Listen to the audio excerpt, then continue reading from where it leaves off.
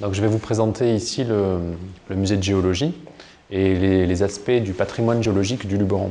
Le patrimoine géologique du Luberon, ça veut dire ce sont des éléments géologiques comme les fossiles, les roches, les paysages qui représentent des richesses qu'il est bon de conserver pour transmettre à nos enfants plus tard et puis qu'ils puissent aussi les découvrir.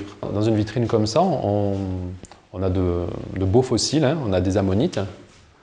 Comme ça. Donc les ammonites, c'était des animaux marins qui vivaient à l'époque des dinosaures. Donc il y a plus de 100 millions d'années, ces ammonites-là. Ici, on a un oiseau qui, lui, vivait il y a 30 millions d'années, dans le Luberon aussi. Et en haut, on a des coquilles Saint-Jacques qui vivaient, elles, dans la mer aussi, mais il y a 20 millions d'années. Donc ça montre une chose, ça montre qu'il y a une grande diversité d'époques et de milieux d'environnement. On a des époques avec la mer, qui sont représentées par les ammonites et les coquilles Saint-Jacques, et une période où il n'y a pas la mer en fait, et où c'est un continent avec des lacs. Et on a retrouvé dans les roches qui se sont formées dans ces lacs, on a retrouvé un oiseau par exemple, celui-ci. Dans ces lacs, on a également trouvé il vivait aussi dans les lacs des poissons, dont on a retrouvé les fossiles. Donc tous ces poissons étaient trouvés au même endroit, et il y a 30 millions d'années, tous ces poissons vivaient dans le même lac. Et ils sont morts, ils se sont déposés au fond du lac, et ensuite ils ont été recouverts par de la boue, et ils ont été fossilisés. Ça signifie que leur squelette s'est transformé, s'est minéralisé, s'est transformé en roche. Donc dans ces lacs, il y a beaucoup de choses qui sont déposées d'êtres vivants, qui sont morts, donc comme des poissons, les oiseaux, des mammifères aussi, on en verra un en bas, mais on avait aussi des plantes, donc on trouve des feuilles, des fruits, des fleurs, de tous les organismes vivants qui vivaient à cet endroit-là. Donc là dans la vitrine, vous pouvez voir une pomme de pin par exemple, ici on a un petit poisson avec une feuille, là des fruits.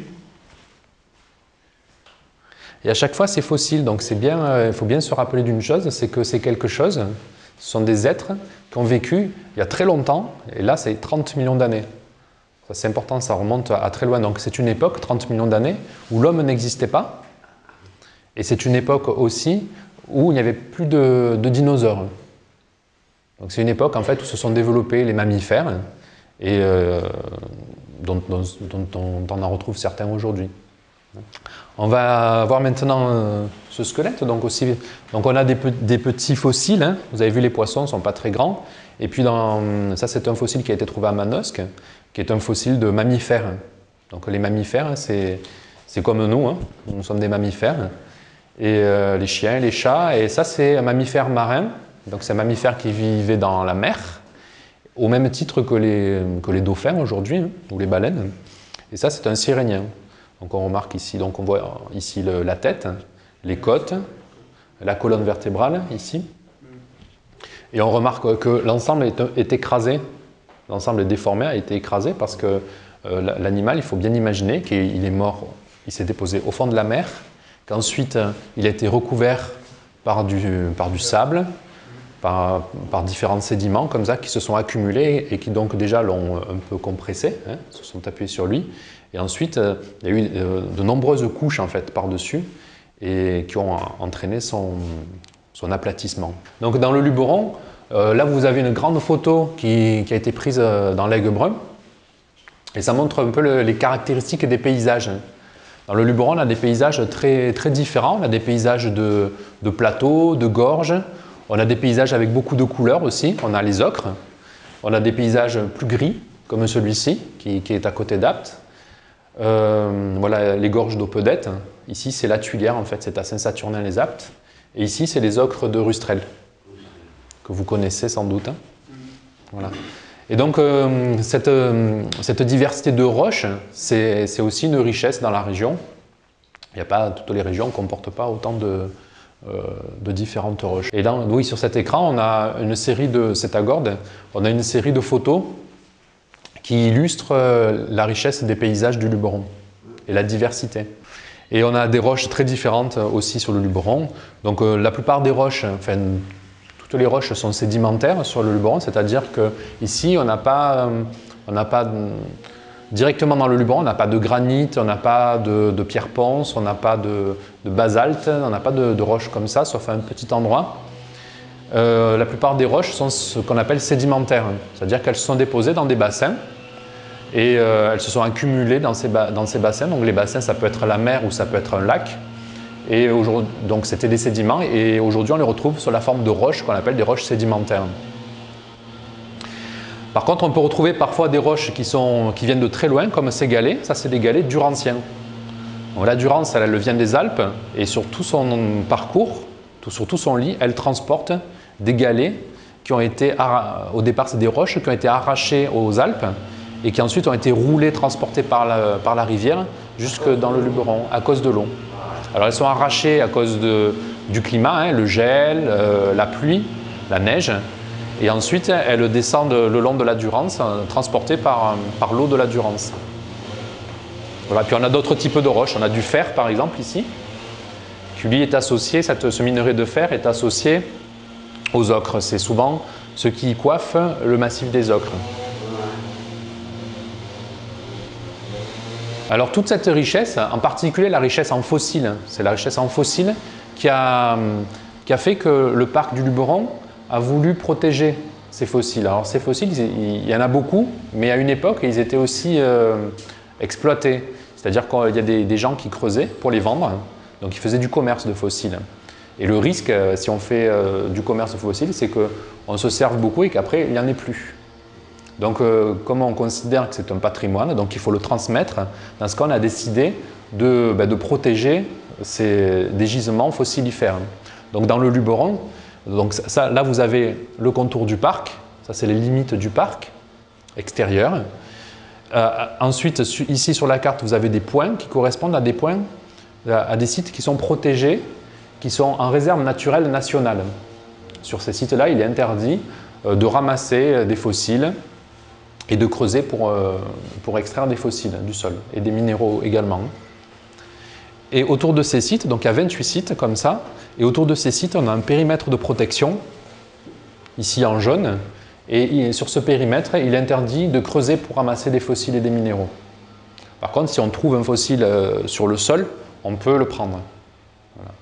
Après, quand on trouve un fossile sur le sol, il y a toujours des questions à se poser. C'est est-ce que c'est un fossile qui est important ? Si on ne peut pas y répondre, à ce moment-là, il faut aller voir un spécialiste pour le lui montrer et c'est lui qui dira si ce fossile est important ou pas pour les scientifiques. Ça peut arriver, hein, on peut trouver une ammonite qui va, elle, permettre de dater des terrains et donc c'est important pour le géologue. Et vous verrez, non, on ne le verra pas, mais il y a des fossiles qu'on a trouvés dans le Luberon, qui ont été trouvés par des gens qui promenaient, qui les ont ramassés, et en fait ce sont des fossiles qui sont très beaux et très importants pour les géologues. Voilà. Donc nous au niveau du parc, ce qu'on fait, c'est d'une part on essaie de protéger ces gisements. Alors la première protection, ça a été de créer la réserve naturelle nationale et le périmètre de protection. Donc la réserve naturelle nationale, elle date de 1987. Donc maintenant il s'agit de vérifier qu'il n'y a pas de fouilles sur ces sites-là. Et puis il y a tout un travail de pédagogie, donc travail avec les écoles et aussi avec tous les visiteurs, le grand public, pour leur faire découvrir la géologie du Luberon et de la réserve naturelle.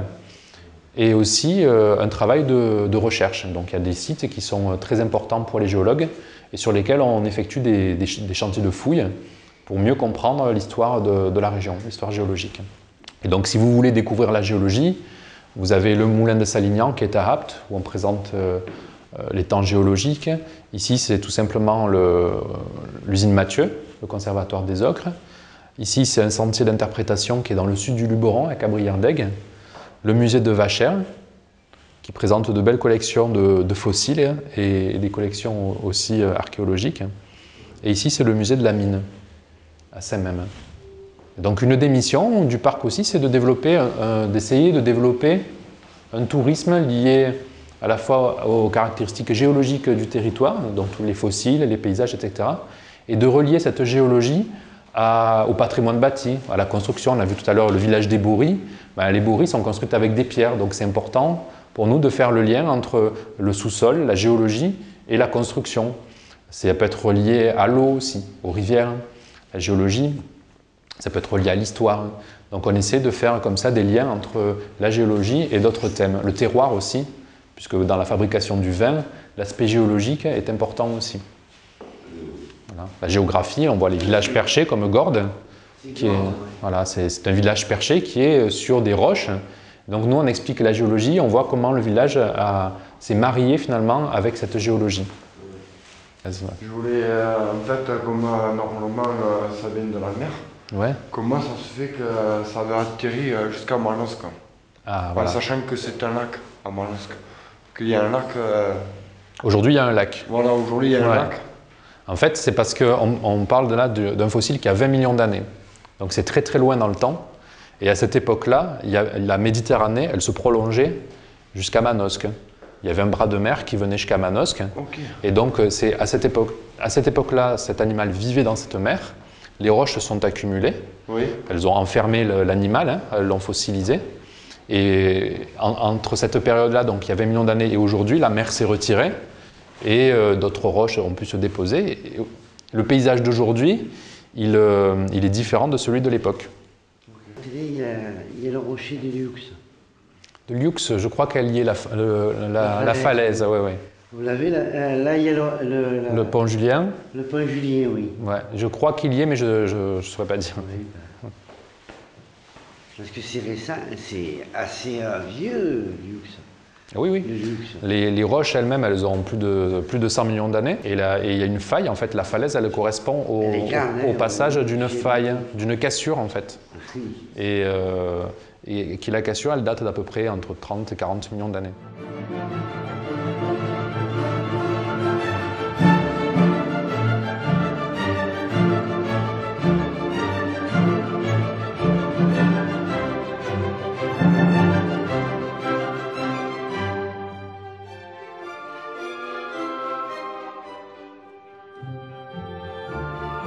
Est-ce que voilà, tu aurais un cabinet de curiosité à partager avec nous?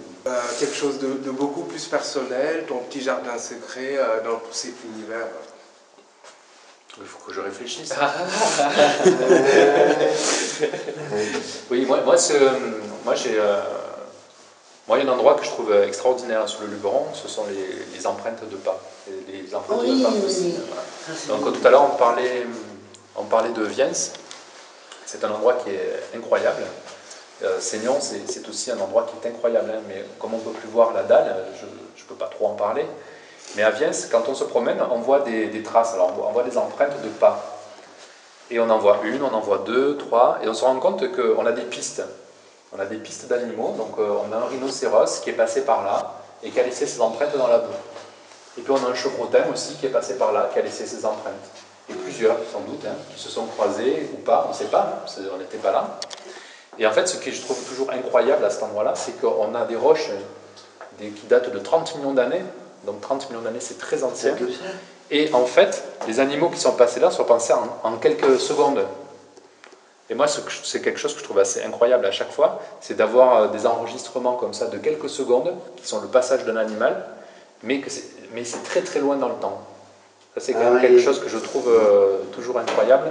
Et puis de s'imaginer que, en général, les fossiles, on trouve des ossements. Donc c'est quand même souvent lié finalement à la mort de l'animal, c'est des choses particulières. Et là, on a des fossiles, des pas, qui sont liés à la vie de l'animal. Il se déplaçait, il est allé boire, et puis il s'est promené le long du lac.